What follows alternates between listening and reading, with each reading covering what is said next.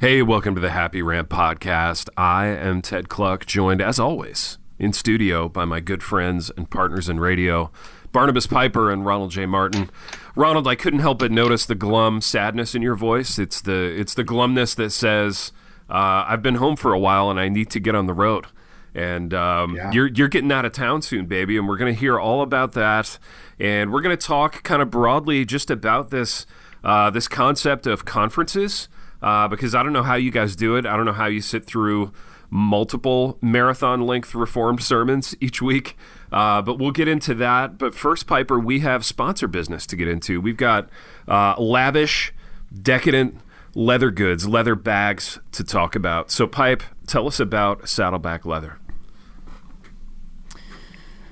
Man, I feel like the name Saddleback Leather kind of just explains itself. Yeah. It just smacks of quality and aromatic cowhide and over-engineered goodness. But yeah, our primary sponsor this week is Saddleback Leather, as they have been the last few episodes. Let me not bury the lead on this one. They're giving away 5 different really high-quality items, so you can enter to win one of these at saddlebackleather.com/happyrant. So saddlebackleather.com/happyrant, for those of you who didn't get it the first time. They're giving away what is called a baby beast, which is like a really nice leather overnight bag, a messenger backpack, a bear trap leather pen case, a little big mouth toiletry bag, and a front pocket leather ID wallet. So that's like one of the slim wallets that so instead of the big dad, like, wear out your back pocket wallet, this is one of those sexy slim front pocket wallets that works better with like skinny jeans. So one of each of those is being given away. The entries are open through the end of October, so we're coming up on the end of that. But a little word about Saddleback as a whole. They every one of their products is what they call over-engineered. That means that all the stitching, all of the rivets, all of the buckles, all the everything are exceptionally well done. So I have a couple other bags from lesser companies, and they always start to fall apart somewhere. The fabric wears out, the leather wears out something. Not so with Saddleback. And if there should be a problem, every item has a 100-year warranty. So we're also heading into gift-giving season. We've got Christmas is around the corner, which means that Ron will cease being glum shortly. And these would make a fantastic gift for anyone in your life who appreciates something of this kind of quality. So go to saddlebackleather.com and check out all their stuff. They have luggage and backpacks and briefcases and wallets and belts and canvas bags. They do stuff for corporate events. But again, saddlebackleather.com is their website. Saddlebackleather.com/happyrant is the giveaway site, and it's just a simple form to fill out. You'll be entered to win, and they will make the selections sometime after October. Piper, you know what else makes an amazing gift is tickets to the Happy Rant live show experience. And before we got on the radio this morning, boys, we were drawing on the glass, just doing some flow charts, doing some big business dreaming. And we settled on a date for our next live show. So April 13th, I believe. That is just impeccable timing by the Reformed world, in that it's the day after Easter and 2 days before tax day. So I have no doubt that there was a cheapness-related venue reason for that week. But is it T4G or TGC? I always conflate. Which This one's T4G. Okay, so there's a conference called T4G, Together for the Gospel, and it's a midweek conference. So they've made it really convenient for those of us with real jobs to drop our lives, to get down to Louisville. I will not be going to the conference, of course, but I will be going to a hipster church with moss on the wall to tape some live episodes the Monday of that week. So it's Monday, April 13, live in Louisville. This is a lavish night of decadence. If you've been before, you know exactly what I'm talking about. We've got Q&As from the audience. We've got free swag. We've got an evening of glitz and glamour with the three of us, with the three Happy Rant hosts. So we've done these so many times, you guys, and they've been really, really fun each and every time. We've always got some unique kind of after party experience. I think this year Ronald, at the risk of offending our audience by mentioning Downton Abbey yet again, I think you and I are scheming up a Downton Abbey themed after party. Where you come dressed as your favorite Downton character, and we will kind of lean into that program. So, boys, I'm excited, but I want to get a little bit into the headspace. Can I come dressed as Kent Tekulve? Dude, that would be great. I might go as Kent Tekulve. Just because. I might go as Kent Tekulve meets Mr. Carson. Like, what would that look like? I may lean into that. Oh, speaking of Kent Tekulve, Ron, we have a fan of the program who sends random baseball cards to my office, and I have a Dodgers era Ron Say the Penguin baseball card from 1981. It's a 1981 Donruss. It's magnificent, and it's here for you. That's enough to lift anybody out of their That's enough to lift you out of the doldrums. I mean, really, it's travel, it's buying a plane ticket, and it's going somewhere. Ronnie Say. Ronnie Tarmac. So Ronnie Tarmac, you're going to be in the airport soon. You're going to be doing the conference circuit. Now, baby, I don't know anyone in the world who loves conferences more than you. And I honestly can't think of anything worse than sitting through like 4 days of endless reform sermons. So you tell me, like, sell me on the conference experience, because this is an abiding passion of yours. Well, I mean, okay, so I speak at smaller conferences, right? So obviously I'm not A-list enough to get any Would you say they're conferences for like normal pastors? Oh, snap. Here we are. We've arrived. We're back.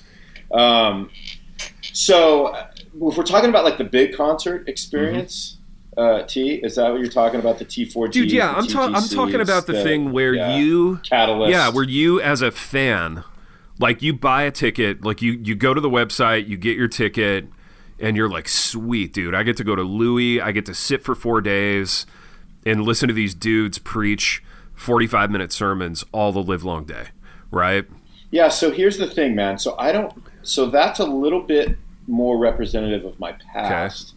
I go to these things if there's like a reason, so I'm heading, as of this morning, I'm heading officially to T4G next April because of what we're doing. Yeah. And then so what I'm going to spend the next 3 days doing if I stick around is just hanging out with friends and reconnecting with people that I only see at these things. So to me, dude, it's just totally social. It's relational. Gotcha. To me. Like I don't know that I'll see more than like one talk, if I even see one talk. Dude, really? Because because they put it all up online, and I would rather, like, I would just rather spend my, like, if Pipe's going to be there, I'd be like, Pipe, let's get lunch. I'd rather be doing lunch with Pipe. Yeah. You know what I mean? Dude, so I would just rather be doing something not to that. pry too deeply into it, but do you even like buy the ticket, or do you just go and like get a hotel room and hang out? Yeah, I mean, I feel like I always have a way in. Okay. So whether the ticket is bought or somebody's like, hey, we're just pulling you in, here's a pass. Yeah. I mean, either way, I feel like I get in. And but to me, it's just, what I like about it is the people that I've gotten to know over the years that just show up to these things around the country. Yeah. Like, dude, it's just a really fun opportunity to see them and to hang. I dig it for that. Interesting. Yeah, but I don't need to see another talk. Yeah. It has a little bit of like a grown-up summer camp meets class reunion. Absolutely. Feel to it. Yeah, it's very class where you're reuniting with people you kind of only see in this context, and it's not work, but it's not really like, it's not vacation, because you can't just sort of like go do whatever you want all the time, because there's sort of a schedule and whatever. So it's got that summer campy feel, but yeah, it's well worth going to for not the sermons. Yeah, it's like it's like a thing. That's not to say the sermons don't have value, but just it's well worth going to, even if you're not into that kind of thing. Like, Pipe, I don't know about you, but like for me, what starts to happen now is about a month before, like, I'll find out, or I'll get messages from dudes that are showing up to T4G, and it's like, hey, why don't we meet at this time? Or hey, it's somebody that wants to talk about doing something, and then so you just start. It's almost like you start scheduling, like, you know, just like appointments and meetings with these dudes, lunches. I just think it's kind of fun. But as long as you don't feel like, I feel like a lot of guys that go to this, there's like this pressure to like attend all the sessions and the breakouts. And at some point years ago, I was like I'm just not going to do that. Well, I think for most people, when they spend like $500 or whatever, there's a sense of like, I want to do at least a few minutes of the thing that I spend all this money on. Like, This is 3/4 of my salary and 100% of my budget. Dude, right? For the year, Yeah. So I mean, and we've talked about this ad nauseum, but there is the so in a sense, T4G is like both the epicenter of the world's cheapest people, but it's also a really expensive thing. So I mean, you've got just massive like heaping doses of evangelical money guilt like flowing through that place, but you've also got like all the dudes congregated in one place who want to get free stuff. So to me, it just creates a massive dynamic of, okay, we've spent all this money. We don't really want to go to the talks, but we feel like we need to go to the talks so that when we go back to our church and like, you know, sweet old like dowager Aunt Mildred who, you know, funds 2/3 of the church says like, what did you get out of the conference? You can say more to her than just like, you know, I drank a bunch of beers with my bros from around the country, my bro pastor buddies, you know. Don't you feel okay? You have to come back and kind of like give a little report in case people are, you know, curious about what you got out of it. No.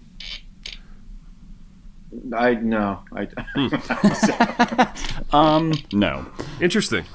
Well, T4G is an interesting one too, because like at the Gospel Coalition, they seem to have planned their conference with an understanding that people just pick and choose what they want to do. So it is set up for people who want to attend a conference like Ron. Okay. You know, who you're like, yeah, I want to hear those two people preach and maybe that breakout session over the course of 2.5 days. T4G is not set up that way. It is set up so that like the exhibit hall and the bookstores close during the sessions. Like they kick people out. The sessions are 4 hours long because it's like, and they're in a basketball arena. So like if you're in the middle of a row in the upper deck and you have to pee 2 hours Tough in, luck. Hope you brought a Gatorade bottle.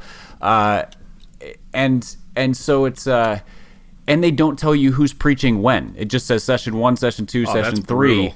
And so it's designed so like they suck everybody into there for 4 hours and then they release them on the city to go drink up. beer without making Yeah, eye contact with right. others, and then bring them back in for 4 more hours, and you don't know if you're hearing Piper or Lig Duncan or David Platt or whoever, and so it's just a like, and they're pretty explicit about it. They're like, no, if you're here for the preaching. That's why you come to this. And so somebody like Ron or like me who's like, well, actually, I'm not there for just the sermons. You just sort of. You have to basically unplug and be like, no, I'm just going to go be at the coffee shop or the hotel or the bar or whatever. And that's a whole different thing. You know, it's just, you basically are like, you're like a barnacle on the conference. You're just sort of attached to it, but not really part of it. But, you know, Ted, I get what you're saying, man, because like, now that I'm thinking about it, I feel like I've been able to, like, I haven't had to spend a bunch of money to get into these things the last few years. So, no, I definitely think there is an obligation, you know, because it is super expensive. You're taking time. You're taking a lot of cash. So if you're gonna take an entire week, because it basically kills your week. Sure. To go out to this thing. You definitely got to come back and be able to. I think be able to halfway justify it. Ways. Dude, do you think? And for sure. this I think is like the brilliant psychology behind the conference. Okay, so you take. And I put myself in this category, right? So we've talked about this ad nauseum too, Ron, but like the idea that my whole world revolves around shame, as an Enneagram 4, like shame is my engine. So, likewise. Taking a thing where like Midwestern Puritan work ethic, you know, whatever, I wouldn't just leave for a week. You know what I mean? Like, I think for most pastors, they wouldn't just be like, hey, I'm peacing out for the week. I'm going to go sit in the woods or sit on a beach or like do whatever rejuvenating thing I would maybe do in a perfect world because of the shame. So calling it a conference, providing preaching. So providing a context where you can, in a fairly guilt-free way, say, I'm getting out of here for a week. It's kind of an elegant solution. You know what I mean? Yeah, it is. And I think, man, what's so interesting you say that, right? Because I've talked to friends that, like, this is one of the highlights of their year because they love preaching. Yeah. They want to hear all the A-listers. Yeah. They want to get all the free books. Yep. You know what I mean? So they have license to go do. They have guilt-free license to do this because it's in their budget, right? But see, so this is what I hear from guys now. So I have some friends that like, man, back in my before I was an experienced conference goer, like I would go and I would maniacally attend every minute of every session. But now I got guys that sort of nudge me and they give me a wink and they say, guess what I did last session? And I'm like, baby, what'd you do? And they're like, I went up to my hotel room and took a nap. Don't tell me. Whoa. You know what I mean? And I'm like, dude, no. I go, you can do that. Yeah. Like, that's okay. Yeah. Like that. It's, maybe an afternoon nap is something you don't get during the week at home. Like, dude, take it. Dude, see, take an afternoon nap. And to me, that's fascinating because, like, I'm always interested in the psychology behind all these things. And I think part of what's intoxicating about being on the road as opposed to being at home or being in the office is that, in a weird way, your time kind of gets to be your own again. And this is probably true for all three of us, even though our fields are different. Like, from minute to minute in a given, like, normal work week, parenting week, church week, whatever, I can probably count on one hand the number of minutes that I feel like are actually my own. Whereas you get to a conf, you land in a way like the time world is your oyster. You know what I mean? Like, and it feels really exciting. It feels intoxicating to skip a session because you're like, oh yeah, like there's nobody here. You know, I don't have to pick a kid up from practice, or I don't have to meet with this guy or that guy in my church. I can just there's no demands. There's no demands on my time. I can literally go up to my room and take a nap, which feels awesome, right? Like, to me, it feels empowering. There's nothing in the world as exciting as skipping something. And I got into this pathology in college to my detriment. Like, I realized that it was like crack cocaine to skip a class. You know, like the sense of freedom was just unbelievable. It was so fun. And, my grades as an undergraduate reflected that. But I think the conference is kind of the same way, don't you, Pipe? Oh, absolutely. I think the guilt, it's fascinating listening to you guys talk about this because I'm not nearly as guilt-driven as you guys are, probably to my detriment. I probably would benefit from feeling guilty about more things. That's more Ted, though, Pipe. I'm not super guilty. That's fair, yeah. You don't seem... I am shame. You don't seem quite as I'm shamefaced about certain I'm shamey things. about a lot of things, but guilt about things of that nature, yeah. But again, I'm not like Ted. That was really important what you said about like Midwestern or Puritan work ethic. Yeah. I'm a California dude. I mean, that's not a thing for us out there. We're like, we have this thing about like, relaxation where nobody goes around feeling. Dude, can we lean into that for a second? Because I'm fascinated by it, truly. And I want to know, like... Well, I'm sorry, I cut off Pipe. I'm sorry to cut you off. Yeah, we did. No, that was the worst. But yeah, cue this up because I want to kind of suss the difference because it's fascinating to me that, like, different regions of the country and just growing up in a different place, like, can create that stark of a contrast. So I want to get back to that. But Pipe, pick up where you were. What I think this feeds into that relaxation guilt complex about like the work ethic aspect, because since I'm not a guilt and shame driven person, generally speaking, it's a lot easier for me to kind of look at this and go, well, yeah, why wouldn't a pastor just go and use part of his time to rest up and part of his time to listen to sermons, be fed, take notes, or hang out with his staff, or meet friends? Like, all of those are things that pastors need, and everybody acknowledges that, but there's still this low-grade sense of, but I have to justify my very existence at this thing to, the people who give their tithes or whatever, which I think at the healthier the church, the less you have to justify those things. That makes sense. I think. But yeah, it seems to me that there ought to be almost a commending of the pastor who goes and takes a nap every day. Like, good for you. You probably needed that for the last 9 months too. Yeah, I mean, it turns out that Reformed people are really confused about justification. It turns out. Dude, yeah, you're so right, man. And you would think for people, and I'm preaching to myself here, like, for people who are so assured about God's grace, we live like we have to. We have to earn everything every moment. You know what I mean? Like, right? Yeah. Reformed people are horrible Reformed people. Well, we're such legalists. I mean, we're the worst kinds of legalists, and I wonder if it's because we need to sell like nap time indulgences. At T4G. Yeah, absolutely. $50, you can go up and take a nap, man. We would. Who's the worst Reformed guy you've ever met? Oh, that Reformed guy. Yeah, exactly. No, I mean it's interesting though, because I feel like, yeah, for guys who are so assured, we're always showing off for someone, or we're always having to justify ourselves to someone, which makes us like the worst kinds of legalists, right? And the worst kinds of douches who are forever talking about how busy we are and how, like, stressed and how much we're giving, to this or that. Yeah, justification by effort, essentially. So, baby, talk me through the California ethos, and I want to know, like, because I couldn't necessarily pinpoint where being a miserable workaholic Midwesterner kind of started, but it was just something that, like, I think I was just around it. So I want to know what it was like for you growing up, not being around it and being okay with relaxing. Yeah, I think that, dude, it's something I've actually thought a lot about, because being in Ohio culture, it's such a reversal. So I've had to think a lot about it. The easiest way I can sort of like put a phrase to it is Californians, they justify their work by the weekend and relaxation, and Ohioans justify any kind of recreation by how hard they work. Interesting. And so, like a Californian, like, so given the culture there and the availability of, like, just, entertainment just surrounding you. Yeah.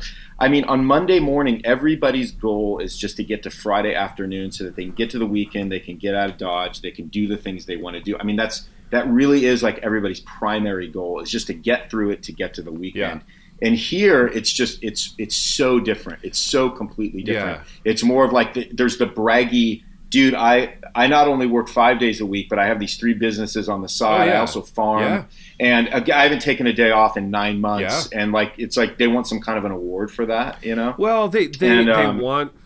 I don't think they want an award, and this is me speaking as a Midwesterner. I think they just want to feel okay, or they want to be respected or thanked.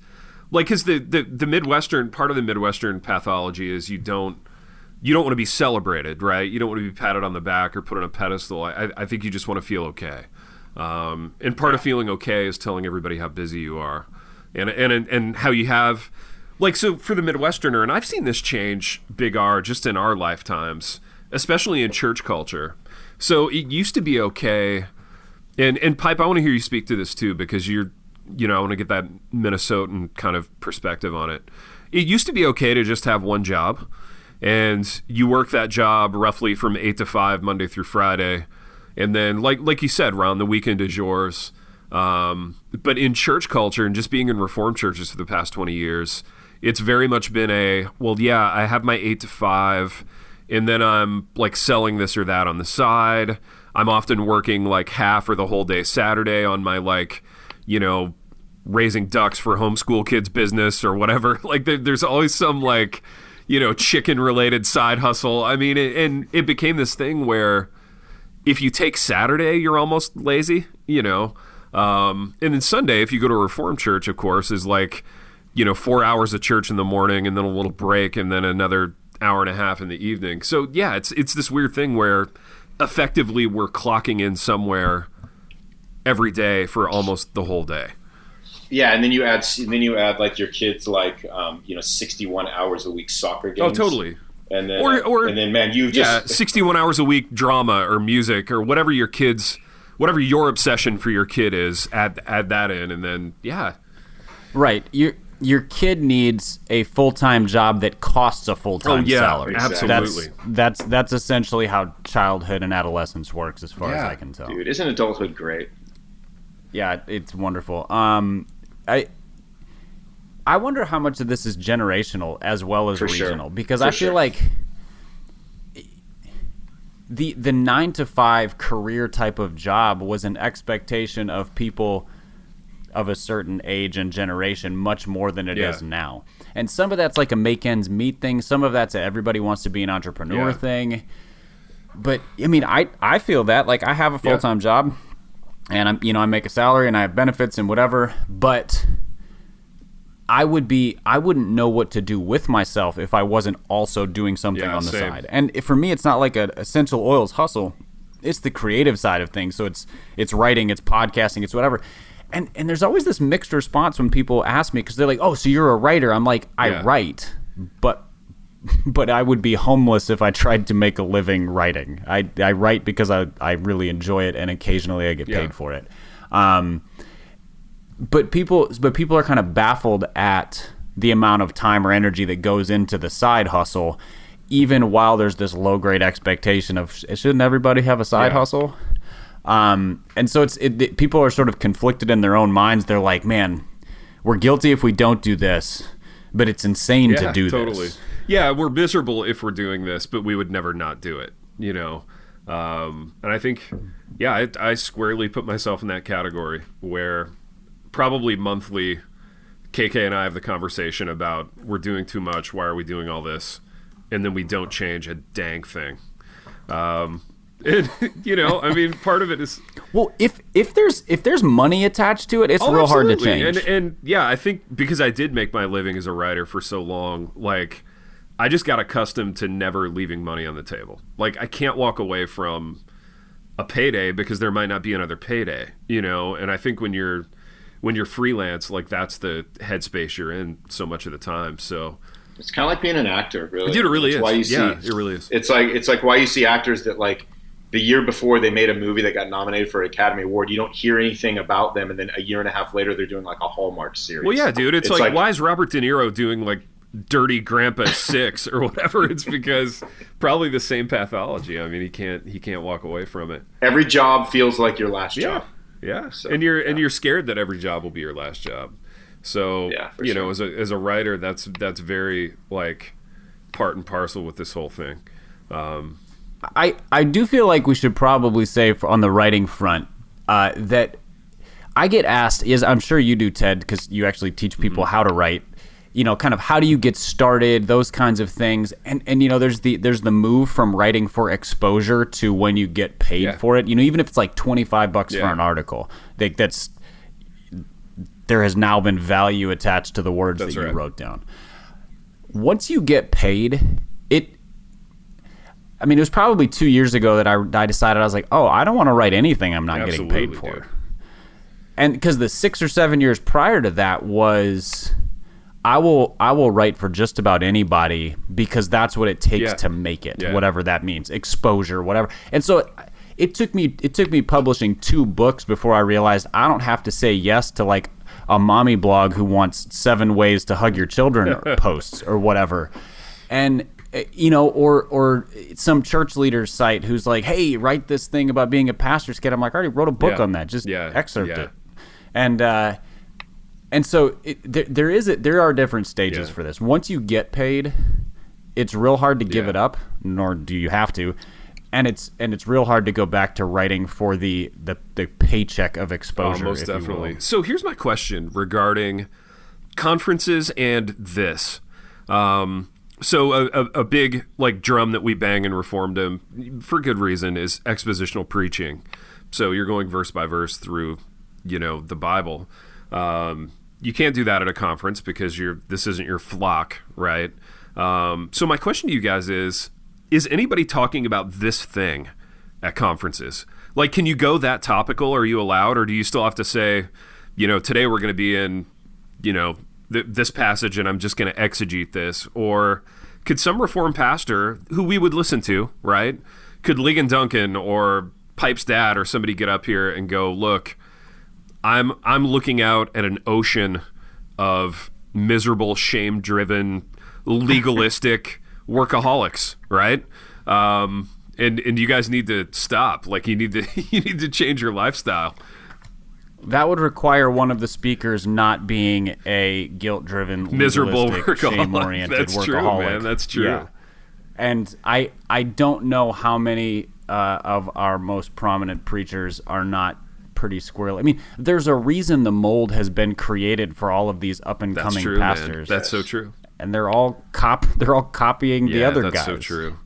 I think to your question, though, T, is that they, in my experience with the big conferences, they usually do center around like a short, like one of Paul's letters. Sure. So they're expositional nature. So I think, like, all these guys are given, like, whatever, a chapter or like 10 verses, and they got to exegete that passage for their talk. Where you get the more topical things are, like, in the workshops. Dude, it's weird. I mean, call me a heretic, but I would like to hear these guys go topical, and I bet it would be fun for them. I don't know. I would love to hear Pipe's dad on, like, you know, being a father or work-life balance or, you know, enjoying time with your wife or whatever. those are 100% my favorite messages he ever gives or gave, as well as my favorite books he's written. His more heavy theological stuff I don't resonate with as a reader specifically, because it's a lot like talking to him, just the consistency of it. So I don't mean that I'm not taking a dump on those books. They're just, I'm like, this is all really familiar to me. But on marriage, on missions, on race, on the biography stuff that he's written, all the topical stuff is, and it does bring out a liveliness. Like so the pastors' conferences that they've done every year since, I don't know, 1989 or something like that, he does a biographical sketch, like an hour long, of some prominent Christian, missionary, pastor, theologian, whatever. Those are the best.